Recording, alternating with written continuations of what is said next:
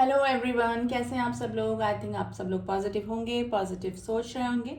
तो चलिए इसी पॉजिटिव नोट्स के साथ में हम लोग आज कैंडल वैक्स रीडिंग अपना स्टार्ट करते हैं। देखते हैं कि आपके जो भी रिलेशनशिप में आप हैं, किसी के साथ में भी हैं, उसका फ्यूचर क्या होगा। उसकी मतलब वो स्टेबिलिटी की तरफ जाएगा या फिर just going with the flow चलता रहेगा। तो देखते हैं कि आपके रिलेशनशिप का फ्यूचर क्या है। तो रीडिंग गाइज ओपन माइंडली सुनिएगा। रीडिंग जनरल रीडिंग है, कलेक्टिव रीडिंग है, एंड कोई भी इस रीडिंग को देख सकता है, मेल फीमेल सेम जेंडर वाले, आप मैरिड हैं अनमैरिड हैं, आप जिस भी पर्सन को दिमाग में रख के रीडिंग देख रहे हैं। तो देखते हैं कि उनके साथ में आपका फ्यूचर क्या है। एंड रीडिंग जनरल होती है गाइज, जरूरी नहीं सारी चीजें आपसे मैच करें, जितना मैच करें आप रखिए, ठीक है। तो फ्लेम पे फोकस कीजिए, अपने पार्टनर का नाम ले लें 3 बार 7 बार, उनका फेस विजुलाइज कर सकते हैं। तो वैक्स गिरने लगा है, तो लेट्स स्टार्ट द रीडिंग। चलिए पहले आपके पार्टनर की एनर्जीज चेक करते हैं कि वो जिस भी पर्सन के लिए आप देख रहे हैं वो है किस टाइप के पर्सन। तो थोड़ा सा हमको आइडिया हो जाएगा कि वो स्टेबिलिटी देंगे कि नहीं, आपका फ्यूचर क्या है उस रिलेशनशिप में। देखिए नंबर 2 की एनर्जी निकल के आई है, नंबर 2 एंड नंबर 6 की एनर्जी निकल के आई है।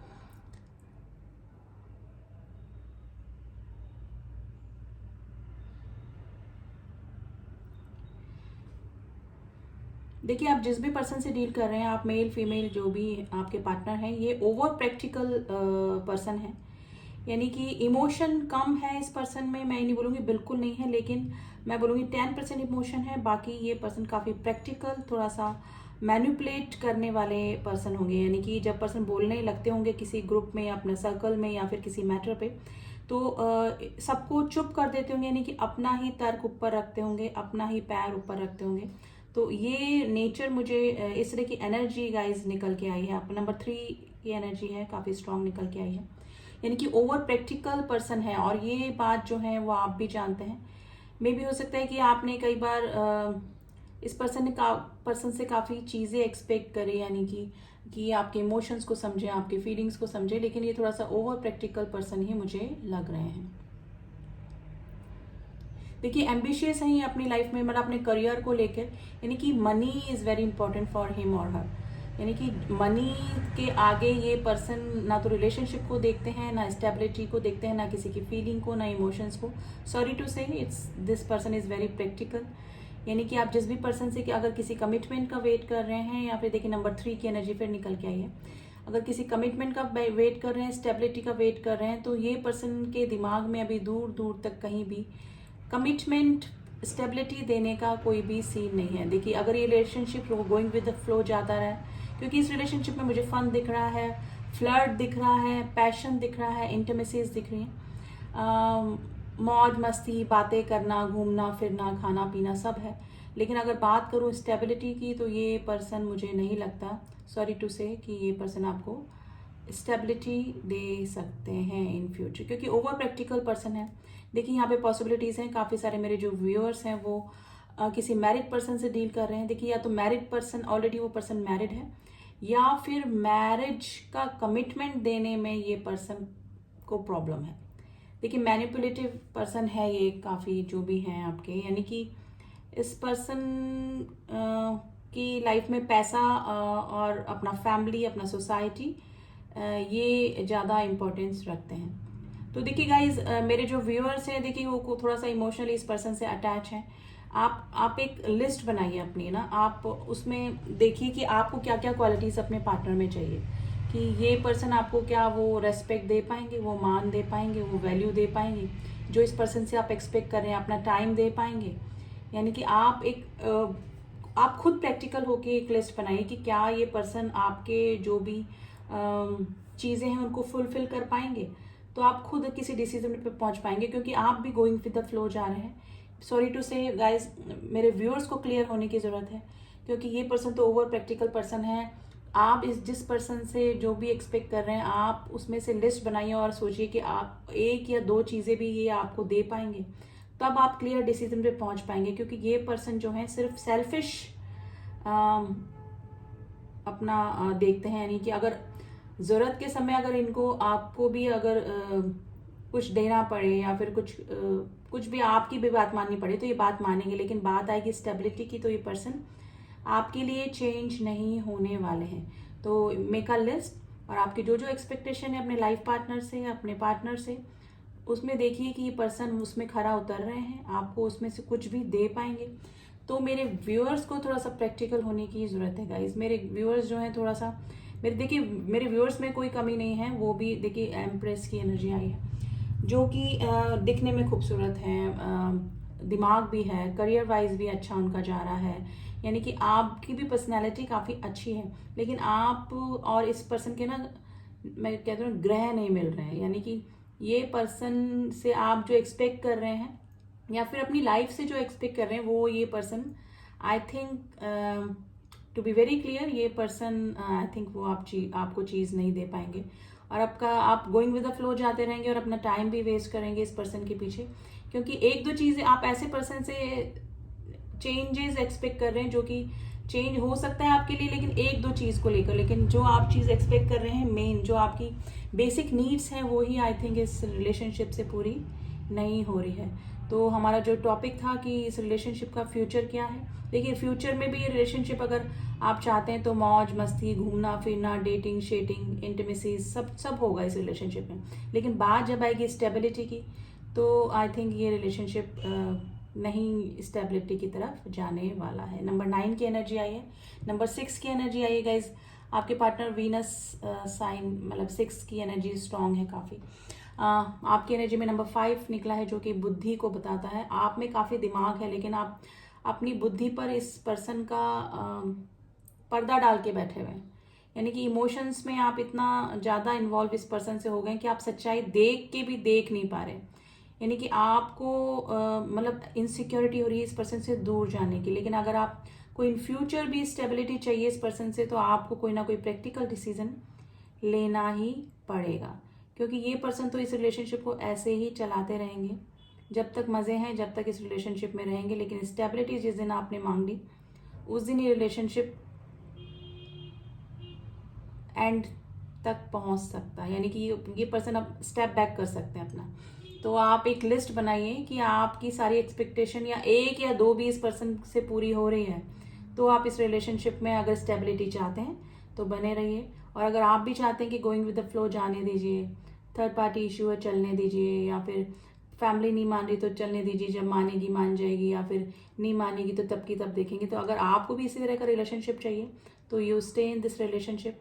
अदरवाइज फ्यूचर देखा जाए तो इस रिलेशनशिप का मुझे कुछ भी ब्राइट फ्यूचर गाइज नहीं लग रहा है, क्योंकि ये ओवर प्रैक्टिकल पर्सन से आप डील कर बैठे हैं गाइज। ये पर्सन काफ़ी ओवर प्रैक्टिकल है, यानी कि करियर, पैसा, फैमिली, सोसाइटी ये पर्सन के लिए काफ़ी मायने रखती है। साइड टू साइड ये रिलेशनशिप को रखते हैं। देखिए ये मैं नहीं बोलूँगी कि आपके साथ में इनको अच्छा नहीं लगता, आपके साथ में इनको काफ़ी अच्छा लगता है, आपकी कंपनी काफ़ी एंजॉय करते हैं। लेकिन अगर स्टेबिलिटी की बात अगर आप देखेंगे कि शादी का कमिटमेंट या फिर किसी भी चीज़ की स्टेबिलिटी आपके रिलेशनशिप में अगर आप मांगेंगे तो ये पर्सन स्टेप बैक कर लेंगे, और ये चीज़ आपने भी फील करी होगी। तो अगर आपको चाहिए स्टेबिलिटी तो आप आगे बढ़ सकते हैं। देखिए मेरे व्यूअर्स में कोई कमी नहीं है, अगर आप चाहें तो और किसी रिलेशनशिप में जा सकते हैं जहाँ पर आपकी एक्सपेक्टेशन भी पूरी हो, और जब सामने वाले से ज़बरदस्ती करने से मतलब नहीं ना, क्योंकि ये पर्सन तो काफ़ी ओवर प्रैक्टिकल पर्सन है, और मे भी हो सकता है कि आप लोगों के बीच में थर्ड पार्टी इशू फैमिली भी हो सकती है या फिर ऑलरेडी पर्सन मैरिड भी हो सकते हैं गाइज। तो चांसेस मुझे कम ही लग रहे हैं कि अगर आप शादी कमिटमेंट का इस पर्सन से वेट कर रहे हैं, अगर आप मूव ऑन करना चाहते हैं कम्प्लीटली तो इस पर्सन से आपकी लाइफ में कोई न्यू पर्सन अपॉर्चुनिटी आती हुई मुझे लग रही है। स्पेशली मुझे आपके करियर से रिलेटेड कोई ना कोई अपॉर्चुनिटी आती हुई दिख रही है गाइज। अगर फीमेल्स इस रीडिंग को देख रही हैं तो फैशन से रिलेटेड, टेक्सटाइल से रिलेटेड, या फिर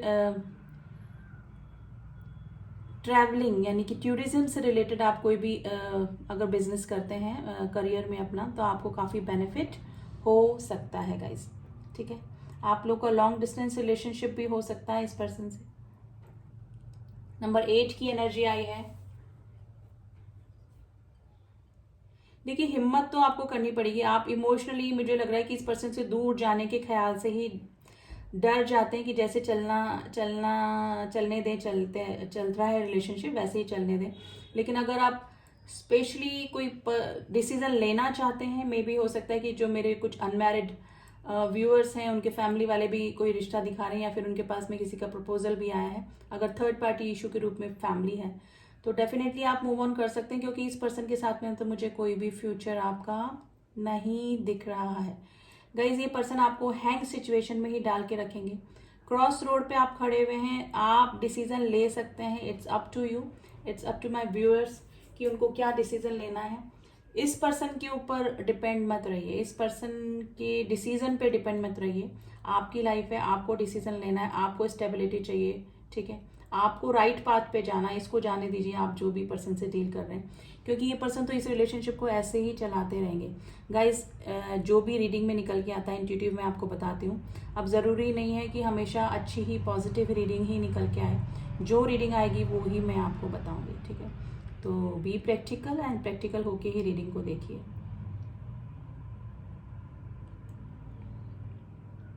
गाइज आने वाला, अगर आप अपना डायरेक्शन चेंज करते हैं तो आने वाला रिलेशनशिप आपका काफ़ी अच्छा हो सकता है, क्योंकि आपकी सारी एक्सपेक्टेशन तो नहीं है, लेकिन 80% एक्सपेक्टेशन उस पर्सन से डेफिनेटली फुलफिल हो सकती है। देखिए सारी एक्सपेक्टेशन तो नहीं होती, कुछ कॉम्प्रोमाइज़ेस करने पड़ते हैं, क्योंकि हर इंसान एक जैसा नहीं होता। कुछ कमियां आप में होंगी, कुछ उसमें होगी, कुछ तो सब कुछ मैनेज करके चलना पड़ता है। लेकिन अगर बेसिक नीड्स भी आपकी अगर इस रिलेशनशिप में नहीं हो रही है, तो I think you should move on, you should select the any other relationship. और मेरे ख्याल से कोई रिलेशनशिप आपको आ भी रहा है, तभी आप इस स्टेबिलिटी के लिए इस रिलेशनशिप को देख रहे हैं कि क्या एनर्जीज इस पर्सन के साथ में मैच हो रही है कि नहीं हो रही है, इसके साथ में कोई फ्यूचर है कि नहीं है। तो डेफिनेटली अगर कोई अच्छा रिलेशनशिप आपका आ रहा है और आपको कुछ चीज़ों में कॉम्प्रोमाइज़ करके उस रिलेशनशिप में आपको वो ठीक लग रहा है रिलेशनशिप, तो यू कैन मूव ऑन।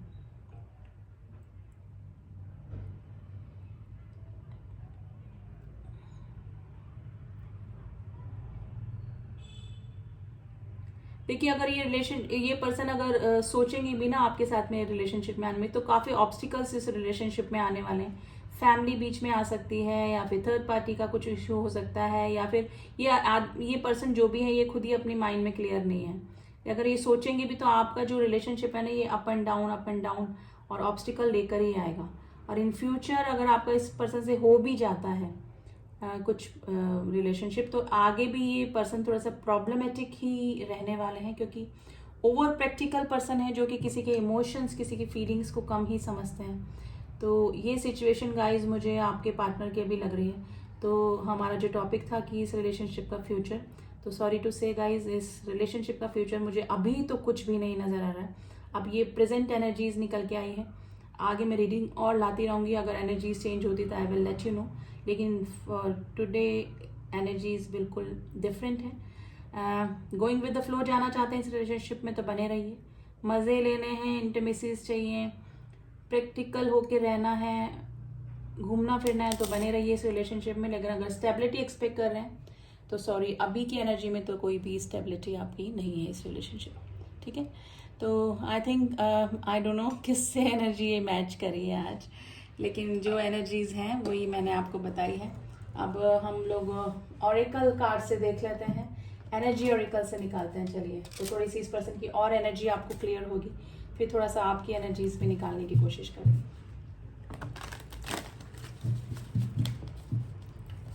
देखिए हर रीडिंग हर किसी से मैच नहीं करती है, लेकिन इस सब जनरल रीडिंग, और देखा जाए तो अगर ये सिचुएशन किसी की भी लाइफ से मैच कर रही है, तो प्रैक्टिकल होके अपने लिए आपको किसी और जगह मूव ऑन कर लेना चाहिए।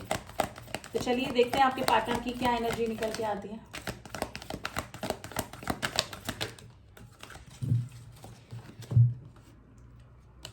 देखिए आपकी एनर्जीज निकल के आई है एंजल ऑफ लव। आप इमोशनल हैं, केयरिंग है, लविंग है, लेकिन आपका दिल टूटा हुआ है इस पर्सन की वजह से।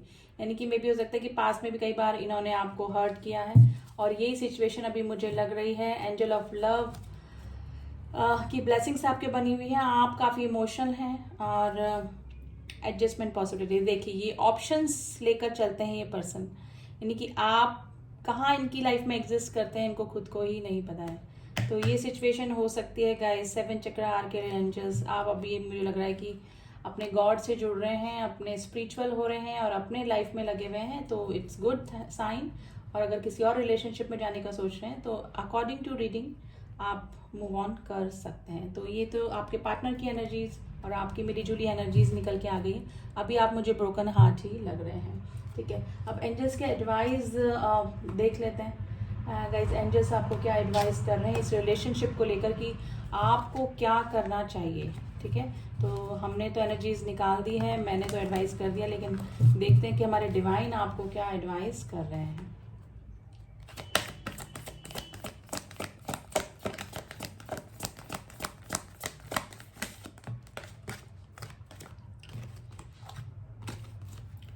ट्रस्ट, देखिए कॉम्प्रोमाइज इस तरह से ले सकते हैं कि आप हमेशा इस पर्सन के साथ में कॉम्प्रोमाइज ही करते रहेंगे, यानी कि ये पर्सन कभी भी आपके लिए स्टैंड नहीं ले पाएंगे और हमेशा आपको ही कॉम्प्रोमाइज करना पड़ेगा। ट्रस्ट कीजिए, आपके साथ में जो भी होगा अच्छा ही होगा। अगर आप किसी नए रिलेशनशिप में मूव ऑन करना चाहते हैं तो ये परफेक्ट टाइम है, आपको मूव ऑन कर लेना चाहिए, क्योंकि टाइम निकल जाने के बाद में काफ़ी सारी चीज़ें और भी होती हैं जो कि ऑब्स्टिकल फेस करने पड़ते हैं। तो ट्रस्ट कीजिए एंजल्स पे, परफेक्ट टाइम है, आप मूव ऑन कर सकते हैं, क्योंकि इस रिलेशनशिप में आपको हमेशा कॉम्प्रोमाइज करके ही चलना पड़ेगा, ठीक है। अगर गोइंग विद द फ्लो चलते हैं तो ठीक है, अदरवाइज कोई स्टेबिलिटी एक्सपेक्ट कर रहे हैं इस रिलेशनशिप में तो अभी तो फिलहाल मुझे नहीं लग रहा है। तो ये थी रीडिंग गाइस, जिससे भी मैच करी है आप बता सकते हैं। एंड जो न्यू व्यूवर्स हैं प्लीज़, अगर मेरी रीडिंग्स आपको अच्छी लगती हैं तो डू सब्सक्राइब माई चैनल और बेल आइकन पे ऑल पे जाके प्रेस कीजिएगा ताकि मेरे सारे अपडेट्स आप तक पहुंच सकें। एंड जिन्होंने भी किया हुआ है उनका थैंक यू सो मच मेरी सोल फैमिली। मिलती हूँ आपसे नेक्स्ट रीडिंग में, तब तक के लिए ओम साई राम, ओम नमः शिवाय।